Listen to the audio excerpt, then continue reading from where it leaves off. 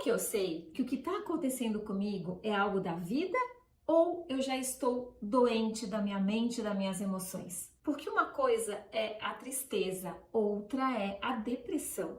Uma coisa é eu ter umas manias, uns rituais de sorte, eu ser mais preocupado com a limpeza. Outra coisa é o transtorno obsessivo compulsivo. Uma coisa é eu ser tímido, mais introvertido, e outra coisa é a fobia social. Uma coisa é eu estar alegre por algum motivo de algo bacana que aconteceu comigo. Outra coisa é o episódio de euforia do transtorno bipolar. Porque é um grande desafio a gente reconhecer isso, considerando que esse é o tipo de doença que não é palpável nem medida nos exames tradicionais.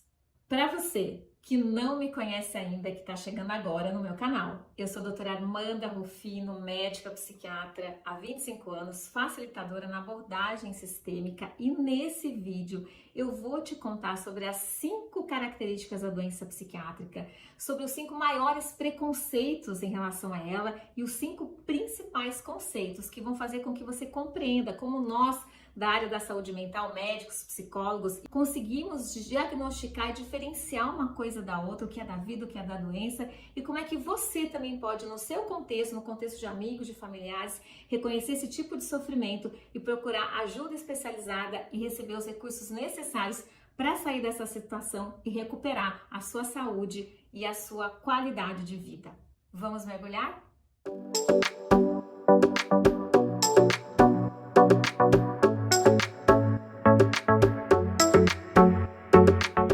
Dessa forma, como médica psiquiatra há tanto tempo, já bodas de prata, como facilitadora sistêmica, em que eu aplico a abordagem da medicina para outros estudos e outras percepções também em termos de relacionamento, eu construí uma metodologia REMAR, baseada em 3 pilares: o pilar da saúde psíquica, da recuperação da saúde psíquica, o pilar da saúde dos relacionamentos, baseada na reconciliação das principais relações da nossa vida, e o pilar da saúde espiritual, baseada na importância de uma conexão com algo maior que nos conduz. Através dessa metodologia, eu pude estabelecer parâmetros importantes para estar abordando o adoecimento e recuperando de maneira plena a saúde das pessoas. Eu vou deixar um link aqui abaixo para você ver o meu vídeo também sobre o adoecimento do cérebro, que é o primeiro que fala sobre esse pilar da saúde psíquica, como uma referência de uma forma mais resumida do que se trata esse adoecimento, a recuperação nesse aspecto. Mas esse vídeo então se trata, dentro desse pilar e desse outro vídeo que está disponível, um aprofundamento no sentido do diagnóstico, de como é que a gente faz, então reconhece que a pessoa está adoecida nesse nível emocional, mental, nesse nível psiquiátrico, psíquico. Como é que a gente, como médicos, pode fazer esse reconhecimento? E você que está aqui também, dentro do seu próprio contexto, do contexto de vida de familiares ou amigos, pode identificar que você já está doente e precisa de ajuda e de recursos específicos para esse tipo de problema. 5 características da doença psiquiátrica, da doença psíquica. Primeira, como eu já disse nesse vídeo no início, nós não temos exames para fazer o diagnóstico, para saber se aquele paciente está só triste dentro da vida, do contexto dele, ou se ele já está deprimido, se a tristeza já é uma patologia, diferente de um endócrino que pede um exame de glicemia para saber se o paciente tem diabetes ou não. A gente não pode ter esse recurso, nem de imagem, nem como ortopedista para saber se o pé está quebrado ou não. A gente não conta com esse recurso de diagnóstico, ou seja, nem o médico, nem o paciente pode ver algo alterado, o que é muito específico desse tipo de adoecimento e traz muitas repercussões em termos justamente de compreender o que está acontecendo e do preconceito ou do estigma que se forma em relação a isso. Bom, mas o médico psiquiatra não pede exame então para o paciente? Essa é a segunda característica, pede sim. Por quê? Porque muitas doenças clínicas, outras condições, por exemplo, uso de droga, álcool, ou abstinência dessas substâncias, uso de medicamentos, ou uma doença física mesmo, como um lúpus, como um derrame cerebral, um AVC, como um Parkinson, podem gerar sintomas psiquiátricos de base, ou seja, doenças, medicamentos e uso de substâncias também dão sintomas psiquiátricos, também podem gerar alteração de humor, também podem gerar alteração de pensamento, podem gerar alteração de comportamento. Então a gente precisa pedir exames para descartar que outras condições, anemia, alteração de tireoide, de vitaminas, possam estar causando esses sintomas, certo? E aí a terceira característica, qual que é? Que justamente por isso o médico psiquiatra precisa de uma anamnese, que é o nome técnico de uma entrevista em relação ao paciente, muito minuciosa, uma entrevista, uma anamnese, uma conversa que seja tipo Sherlock Holmes, médico à moda antiga, quando a gente não tinha na medicina esses exames todos, toda essa tecnologia para fazer esse diagnóstico. Então a gente precisa desenvolver características de curiosidade, de identificar nuances da história do paciente e muitas informações para fechar esse tipo de diagnóstico. Nós precisamos conversar de ser humano para ser humano, de médico para paciente com essa pessoa e coletar informações que nos possam dar esse diagnóstico. Muitas vezes é longitudinal, ou seja, a gente precisa de tempo para saber tudo o que está acontecendo com o paciente, embora logo de início a gente já possa ter uma noção muito clara desse adoecimento a partir de uma excelente conversa que demanda mais tempo e muita dedicação do médico psiquiatra. E aí, o próximo tópico é que justamente através disso a gente identifica a quarta característica, sintomas muito típicos do adoecimento psiquiátrico, que estão em manuais diagnósticos, que estão classificados de maneira fenomenológica, ou seja, de observação, através de estatística e de muitos estudos populacionais, com características determinadas de todas as doenças, características que fazem parte desse adoecimento, que é o nosso pilar objetivo daquilo que a gente pode então se basear como uma rota mesmo para fazer esse tipo de diagnóstico. E existem sim, a quinta característica, alterações neuroquímicas no cérebro da pessoa. Isso é fato, é real. Isso não faz com que não existam as outras causas de família, de relacionamento, de trauma, de característica de personalidade, de visão de mundo, de adoecimento de alma, sim, mas existe uma alteração neuroquímica, uma alteração no cérebro da pessoa, uma alteração nas sinapses, nos neurônios, naquilo que está, nos neurotransmissores, naquilo que está banhando o cérebro. Então, uma alteração de serotonina, de noradrenalina, de dopamina, coisas muito específicas, depois eu posso abordar em outros vídeos. Coloca aqui para mim nos comentários se vocês queriam saber mais aprofundadamente de cada uma das patologias, diagnósticos, alterações neuroquímicas, mas que eu até digo que a doença psiquiátrica, ela também, embora se tenha toda essa subjetividade e esse contexto humano, né, difícil de mensurar, ela é assim uma doença física, porque essas alterações existem, a gente pode comprovar de maneiras mais indiretas, não por exame diretamente, mas existe um componente físico de adoecimento que precisa ser tratado e considerado no adoecimento a nível mental e emocional. Sim, tudo isso precisa ser considerado justamente porque agora nós vamos para os 5 preconceitos em relação a esse tipo de doença. Por que eu falei das características antes? Porque isso tem tudo a ver com o preconceito, ou seja, com a forma equivocada com que a doença psíquica é interpretada, justamente por ela não poder ser medida, palpada, vista, né? Por isso, os sintomas dizerem respeito a questões de personalidade, de questões de vida, questões de família, questões difíceis e subjetivas, né? Tanto subjetivas por quem conta isso, como também por quem avalia isso, questões inconscientes. A doença psiquiátrica e psíquica, ela tem muita relação com questões que nem o próprio paciente acessa, estão lá no inconsciente, estão bloqueadas ali, não estão sendo vistas. Então, justamente por isso, isso gera um grau muito grande de preconceito.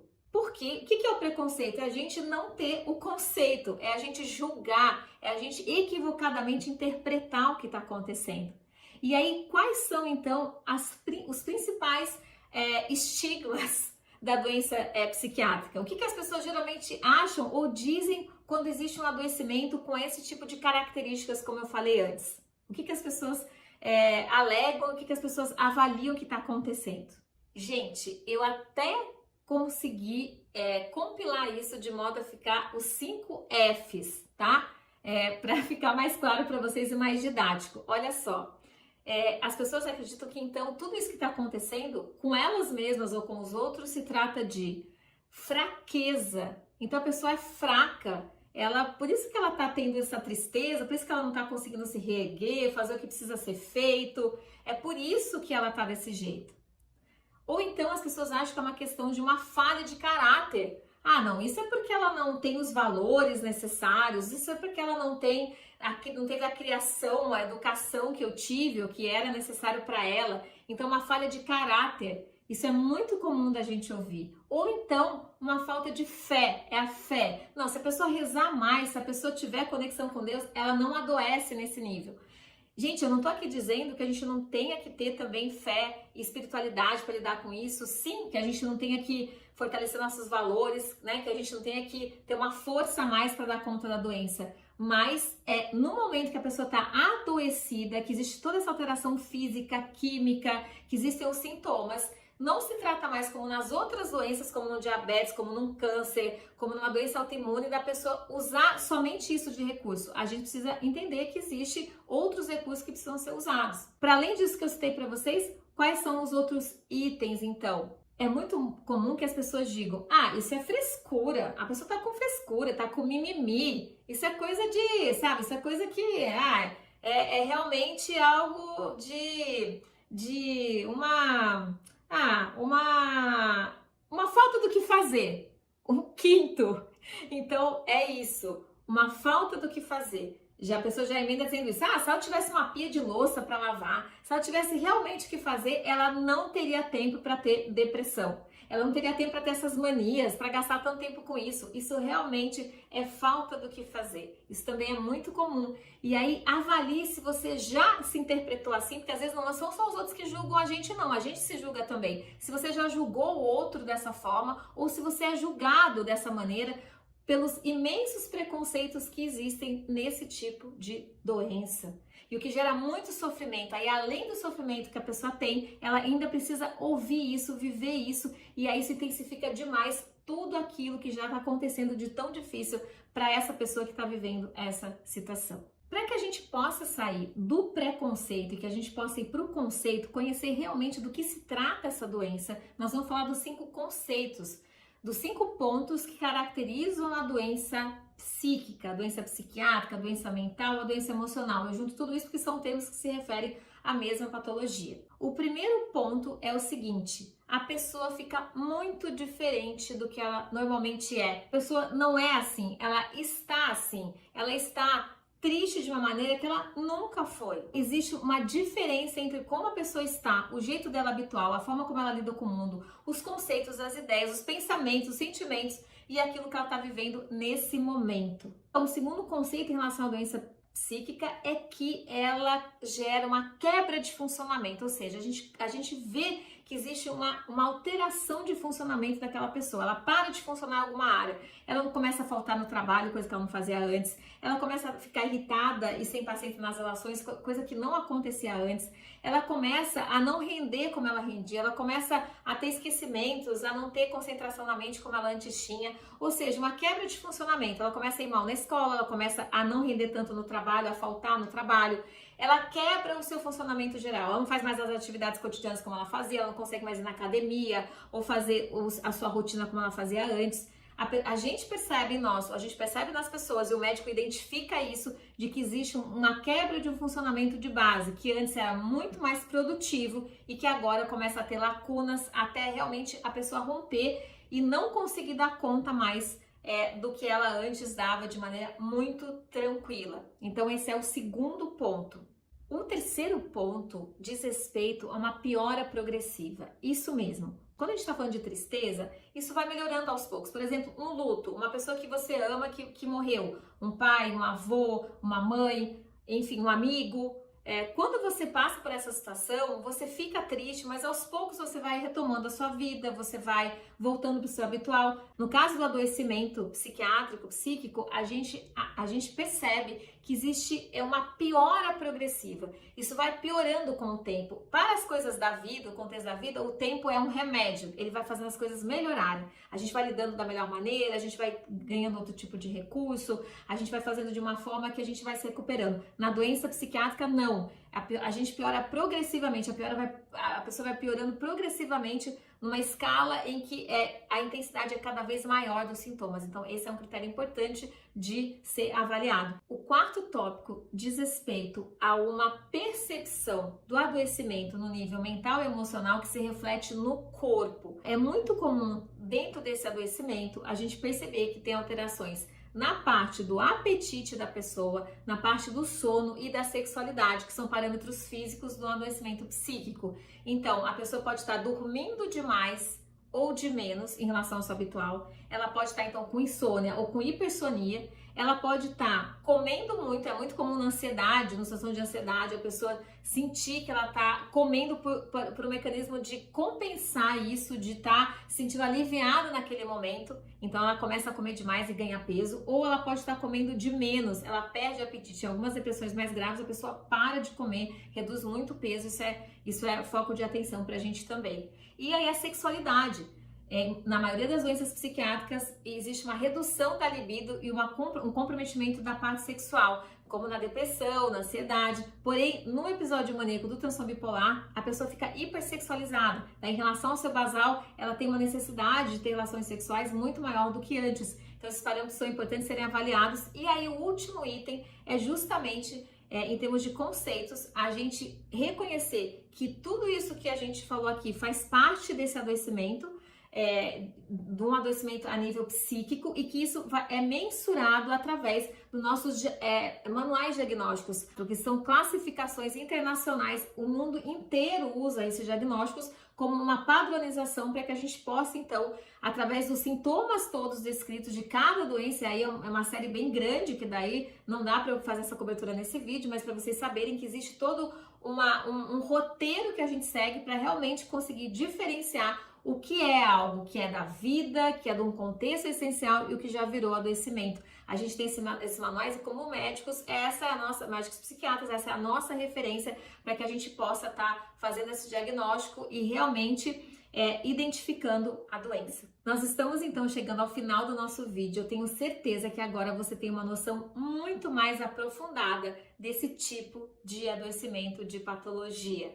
Vamos emergir então, vamos voltar à superfície e já agora com uma noção muito clara do que acontece com você, seja você já estando tratado ou estando em tratamento, seja você ainda não tendo buscado o acompanhamento, ou para alguma pessoa que você conhece e que se encontra nessa situação. Para concluir esse vídeo, eu gostaria de chamar você, de fazer uma convocação, na verdade, para que você que ainda não está em tratamento, ou para alguém que você conhece que não esteja, reconhecer a necessidade de você procurar um médico psiquiatra, de você procurar uma pessoa que atua na área da saúde mental, um psicólogo que possa ajudar você então a fazer essa diferenciação, a entregar para você o recurso mais adequado para fazer um tratamento. Isso passa por medicação, no caso do médico, por uma psicoterapia, no caso dos psicólogos, por outras linhas de abordagem também terapêutica, por você reconhecer que esse é só a ponta do iceberg, mas você precisa olhar para outras questões familiares, outros pontos que possam ter gerado trauma, gerado um bloqueio nessa área, olhar para questões que estão lá no inconsciente que precisam vir à tona também. E aí você iniciar uma jornada de realmente se tratar desse adoecimento. Esse é o meu convite para você, essa é uma decisão que só você pode tomar por você, e eu te espero no meu próximo vídeo, porque aí eu vou falar do tratamento em relação à medicina, de como é que a gente, como médico psiquiatra, pode entregar recursos de medicação e de terapia para que você possa resgatar essa saúde do seu cérebro e você tá pleno e livre para seguir a sua jornada. Fica aqui comigo. Se você curtiu esse vídeo, dá o seu like ali para mim. Se você ainda não está inscrito no canal, faça isso. Aplique esse conhecimento, compartilhe com pessoas que vão se beneficiar desse conteúdo e fica aqui bem juntinho de mim, porque a gente tem muito ainda para aprender, não só sobre a doença, não só sobre aquilo que nos faz ficar paralisados e enfraquecidos diante da vida, mas também sobre a recuperação, a saúde, a força e aquilo que nos move em direção à nossa melhor versão. Eu espero por você nos próximos encontros. Até breve e até sempre.